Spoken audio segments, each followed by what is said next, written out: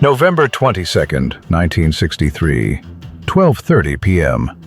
Dealey Plaza, Dallas, Texas. 3 shots ring out. The 35th President of the United States slumps forward in his limousine, mortally wounded. Within hours, a suspect is arrested. 2 days later, that suspect is murdered on live television. And in the 6 decades since, the questions have never stopped. But here's what most people don't know. The biggest mystery about John F. Kennedy isn't just how he died, it's how he lived. How did a man so sick he received last rites 4 times before age 40 become president? How did someone who barely survived World War II become a war hero? How did a senator with one of the worst attendance records win the Pulitzer Prize for a book he barely wrote? The myth of JFK, the young, vigorous leader cut down in his prime, obscures a far more fascinating and troubling reality. Kennedy was a man in constant, agonizing pain who hid his suffering behind a facade of youthful energy. A serial philanderer who brought mistresses into the White House while his wife was away. A president who inherited the Bay of Pigs disaster and nearly caused nuclear war, yet also gave us the Peace Corps and put America on course to the moon. Today, we're going to explore the real John F. Kennedy, the strange and often disturbing details of his assassination, and why, 60 years later, the majority of Americans still don't believe the official story. This isn't a conspiracy theory video. This is about the facts, the evidence, and the questions that have never been satisfactorily answered. John Fitzgerald Kennedy was born on May 29, 1917, in Brookline, Massachusetts, into one of America's most ambitious families. His father, Joseph P. Kennedy, was a ruthless businessman who made his fortune in banking, real estate, bootlegging during Prohibition, and Hollywood.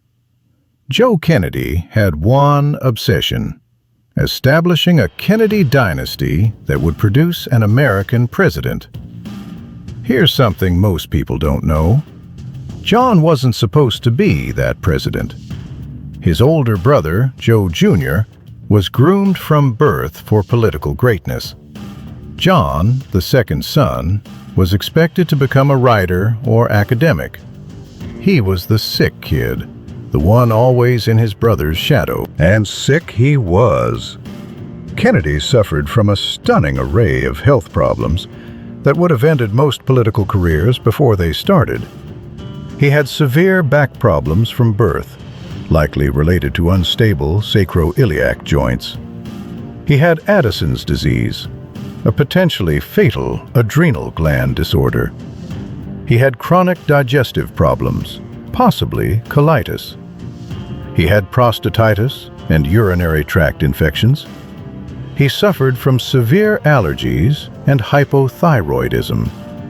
Throughout his life, Kennedy was prescribed an astonishing cocktail of medications: cortisone, testosterone, animal organ cells, vitamins, amphetamines, barbiturates, sleeping pills, and during his presidency, injections from Dr. Max Jacobson, better known as Dr. Feelgood, who gave Kennedy a mixture that likely included methamphetamine.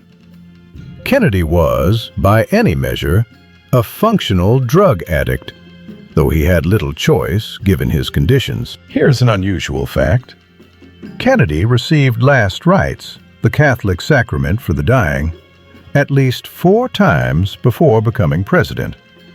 Once after nearly dying from scarlet fever as a child, again after back surgery in 1947, twice more after spinal operations in 1954 and 1955.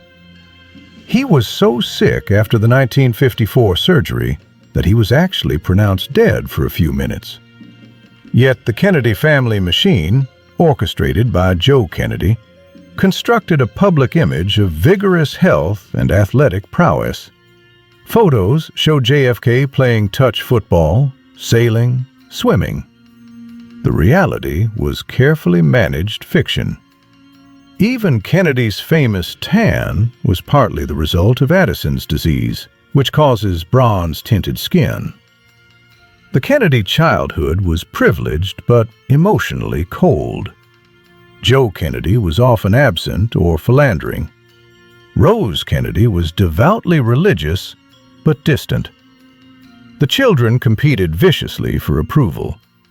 Joe Sr. once said, "We don't want any losers around here. In this family, we want winners." This created the Kennedy paradox, a family that appeared perfect but was deeply dysfunctional. A political dynasty built on image management and hidden truths. This pattern would define JFK's entire life and death. In 1941, Kennedy tried to enlist in the Army, but was rejected due to his back problems. His father pulled strings to get him into the Navy, where more string pulling got him assigned to PT boats in the Pacific, despite his health issues.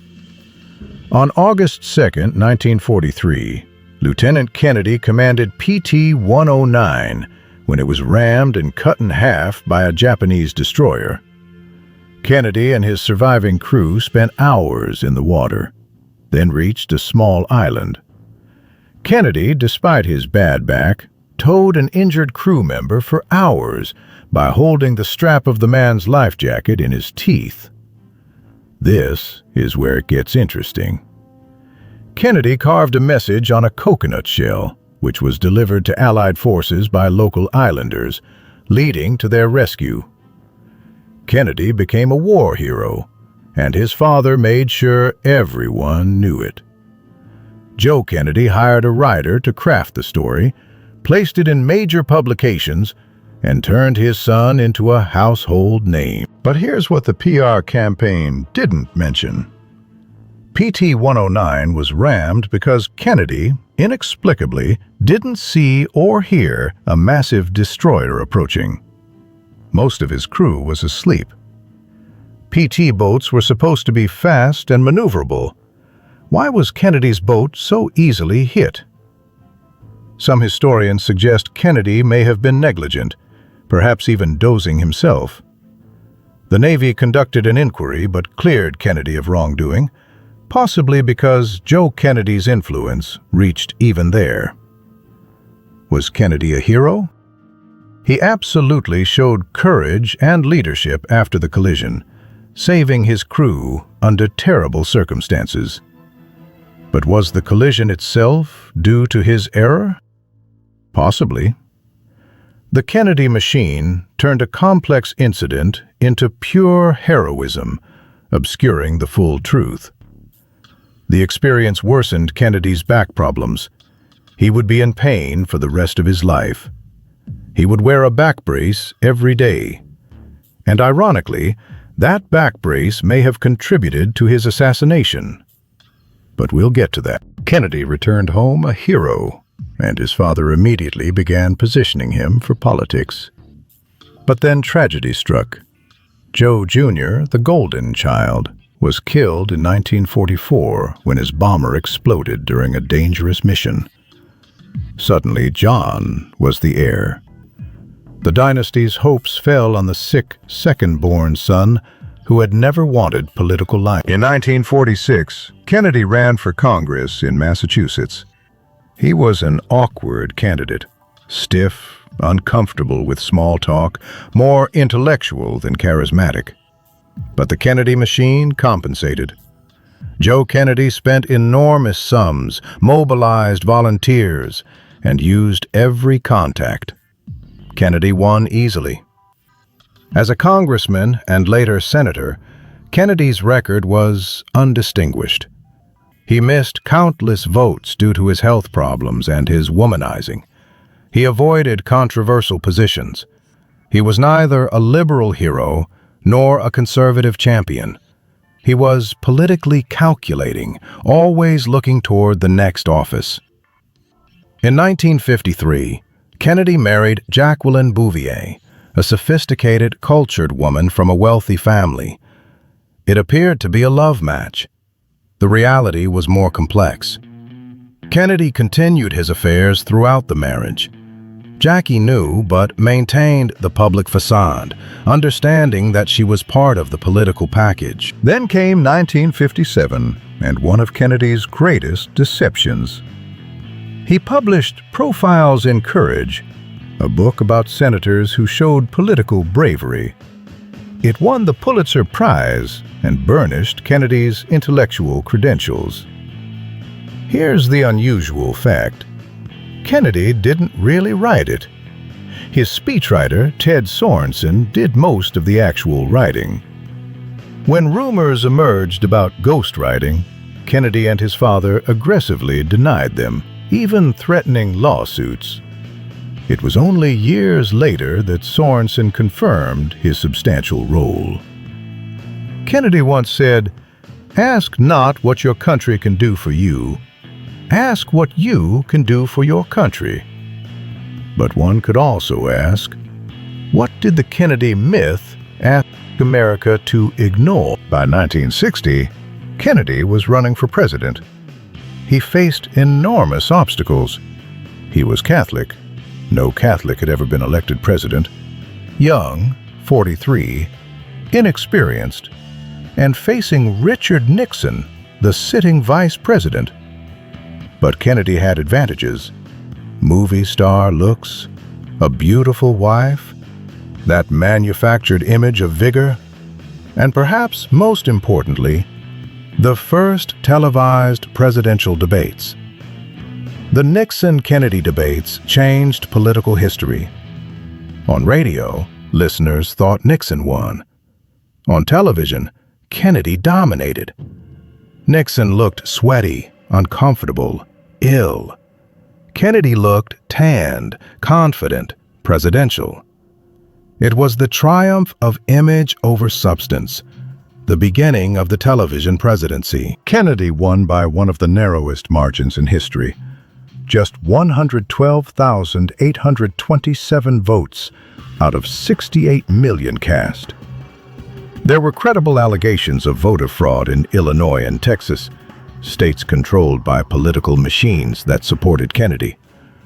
Nixon considered challenging the results, but ultimately didn't.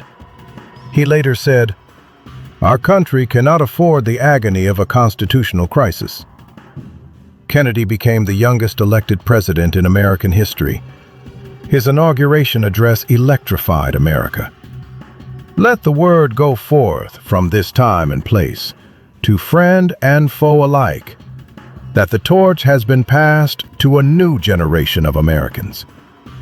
It was January 20th, 1961. He had less than 3 years to live. Kennedy's presidency was marked by extraordinary highs and terrifying lows, often within months of each other. The first major crisis came just months into his presidency, the Bay of Pigs invasion of Cuba in April 1961. Kennedy inherited the CIA plan from Eisenhower, but gave it the go-ahead. Cuban exiles, trained and equipped by the CIA, invaded Cuba to overthrow Fidel Castro. It was a catastrophic failure. Kennedy refused to provide air support, and the invaders were killed or captured. Kennedy took public responsibility, saying, "Victory has 100 fathers, and defeat is an orphan." His approval rating paradoxically increased. But Cuba wasn't finished with Kennedy. In October 1962 came the Cuban Missile Crisis, the closest the world has ever come to nuclear war. Soviet missiles were discovered in Cuba, capable of hitting American cities within minutes. For 13 days, Kennedy and Soviet Premier Nikita Khrushchev played a deadly game of chicken with humanity's survival at stake. Here's something unusual that wasn't revealed for decades. Kennedy secretly agreed to remove American missiles from Turkey in exchange for the Soviets removing missiles from Cuba. Publicly, it appeared that Kennedy had forced the Soviets to back down without concessions. The truth was more complex.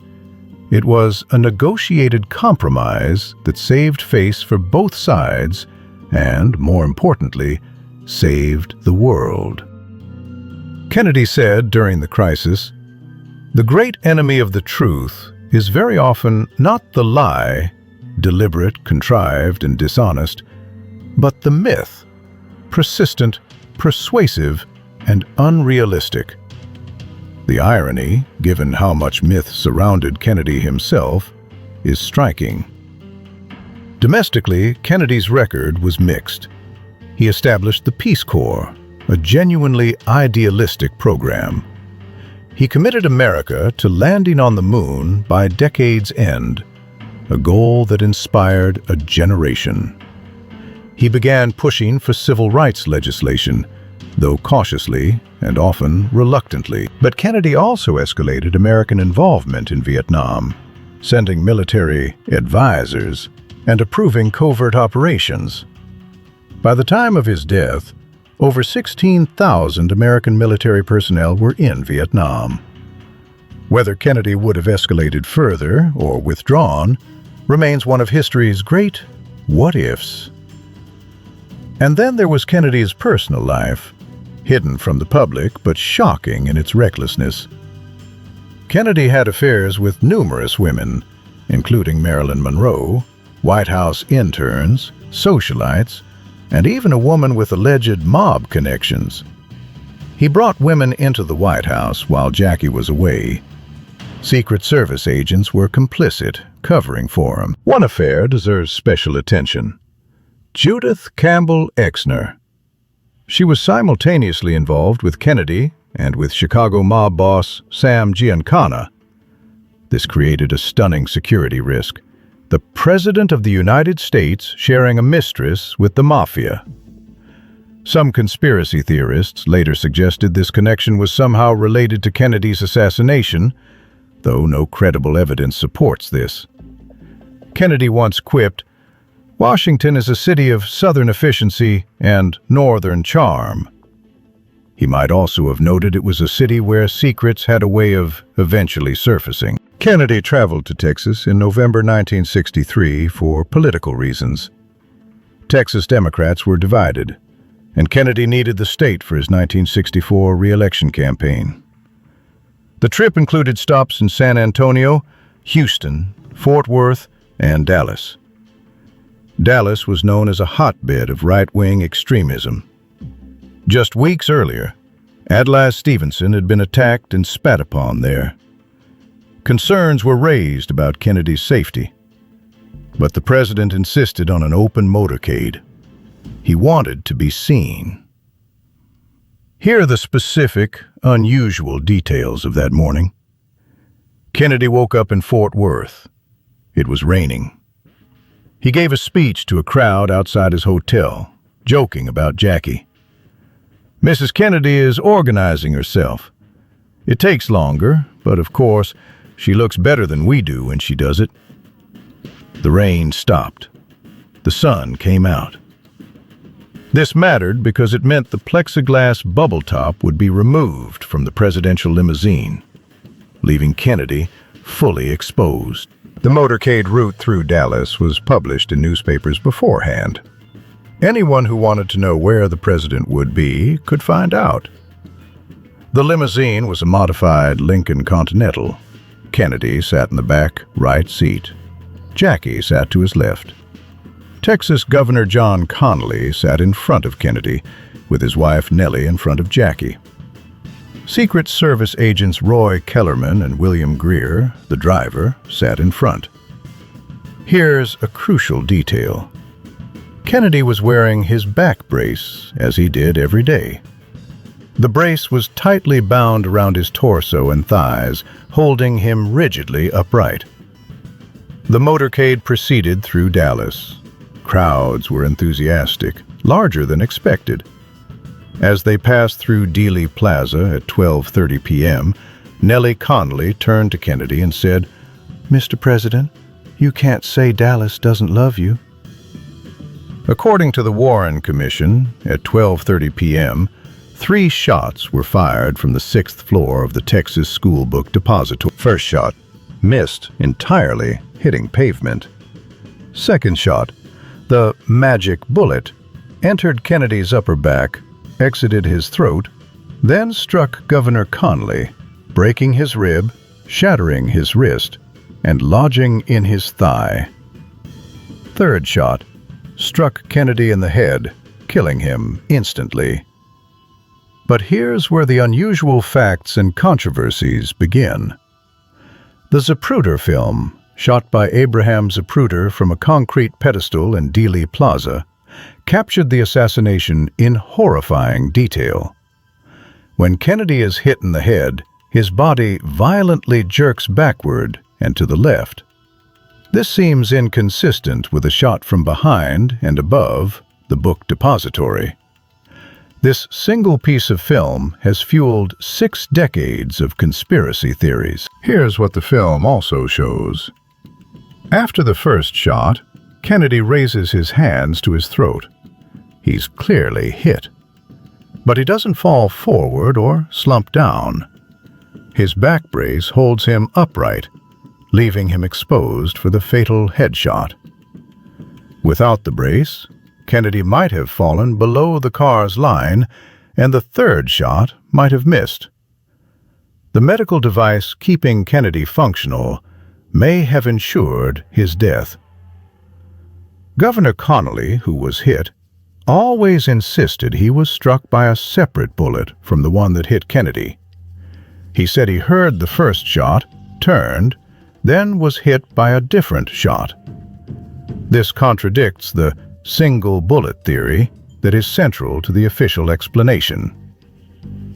At Parkland Hospital, doctors worked frantically but hopelessly. Kennedy was pronounced dead at 1 p.m. A priest administered last rites. The 5th time Kennedy received the sacrament. One of the Parkland doctors, Malcolm Perry, described the throat wound as an entry wound, suggesting a shot from the front. He later changed this assessment under pressure, calling it an exit wound. The confusion and contradictions were just beginning. Within hours, police arrested Lee Harvey Oswald at a movie theater. Oswald was a former Marine who had defected to the Soviet Union, then returned to the U.S. He worked at the Texas School Book Depository, and his rifle was found on the 6th floor. Oswald denied everything. He told reporters, "I'm just a patsy." He requested a lawyer. He never got the chance to tell his full story. On November 24th, while being transferred between jails in the basement of Dallas Police Headquarters, Oswald was shot and killed by Jack Ruby, a nightclub owner with connections to organized crime. Ruby rushed forward in full view of television cameras and shot Oswald once in the abdomen. Oswald died 2 hours later. Think about how extraordinary this was. The accused assassin of the President of the United States in police custody was murdered on live television. The only person who could definitively answer questions about the assassination was now dead. The commission included Chief Justice Earl Warren, future President Gerald Ford, and Allen Dulles, the former CIA director whom Kennedy had fired after the Bay of Pigs. This last appointment struck many as questionable. But here are the unusual facts and problems with the official story. The Magic Bullet. Commission Exhibit 399, found on a stretcher at Parkland Hospital, is supposedly the bullet that passed through Kennedy, then through Connally, breaking bones and causing 7 wounds. Yet the bullet is nearly pristine, barely deformed. Ballistics experts have called this implausible. The timing. Oswald's rifle was a bolt-action Carcano, firing 3 shots, working the bolt, reacquiring the target each time in 8.3 seconds, according to the Zapruder film timing, is extremely difficult. FBI marksmen initially couldn't replicate the feat. The witnesses. Multiple witnesses in Dealey Plaza reported hearing shots from the grassy knoll in front of the motorcade, not from behind. Some reported seeing smoke there. These witnesses were largely dismissed by the commission. The autopsy. Kennedy's autopsy at Bethesda Naval Hospital was chaotic and controlled by military personnel. The autopsy doctors were not forensic pathologists. Photos and X-rays went missing and later reappeared. The brain has never been located. Key measurements of wounds were contradictory. The paper trail. Oswald's files at the CIA and FBI contain suspicious redactions and missing documents. Records of his time in the Soviet Union and his activities with pro-Castro groups raised questions about whether he was being monitored or possibly used by intelligence agencies. Jack Ruby. Ruby claimed he killed Oswald to spare Jackie Kennedy from having to testify at a trial. But Ruby had connections to organized crime figures, some of whom hated Kennedy. In prison, Ruby repeatedly claimed, "They're going to find out about a conspiracy. If you knew the truth, you would be amazed." In 1976, the House Select Committee on Assassinations reopened the investigation. Their conclusion? Kennedy was probably assassinated as a result of a conspiracy. They couldn't identify the conspirators, but found evidence of a possible fourth shot from the grassy knoll based on audio analysis. Later reviews disputed this acoustic evidence. Here's the bottom line. Was Lee Harvey Oswald involved in killing Kennedy? Almost certainly, yes. Too much evidence places him at the scene with the weapon. Did he act alone? That remains genuinely uncertain, despite the official conclusion. Were there conspirators? Possibly, though identifying them has proven impossible. As Kennedy himself once said, "The great enemy of truth is very often not the lie, but the myth." The myth that we know for certain what happened in Dallas. The myth that all questions have been answered. Kennedy's funeral was watched by millions. His young son, John Jr., saluted his father's casket on his 3rd birthday. Jackie Kennedy, still wearing the pink suit stained with her husband's blood, stood with remarkable composure. The image of the riderless horse, boots reversed in the stirrups, symbolized a nation in mourning.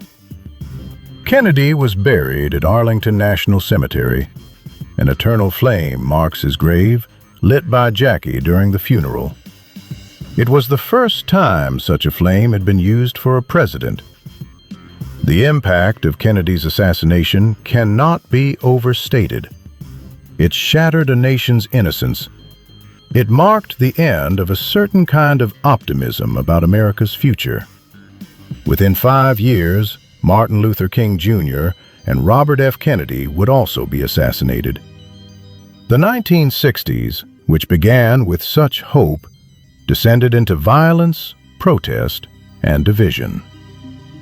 But what is Kennedy's actual legacy as president? He served less than 3 years. His legislative accomplishments were limited.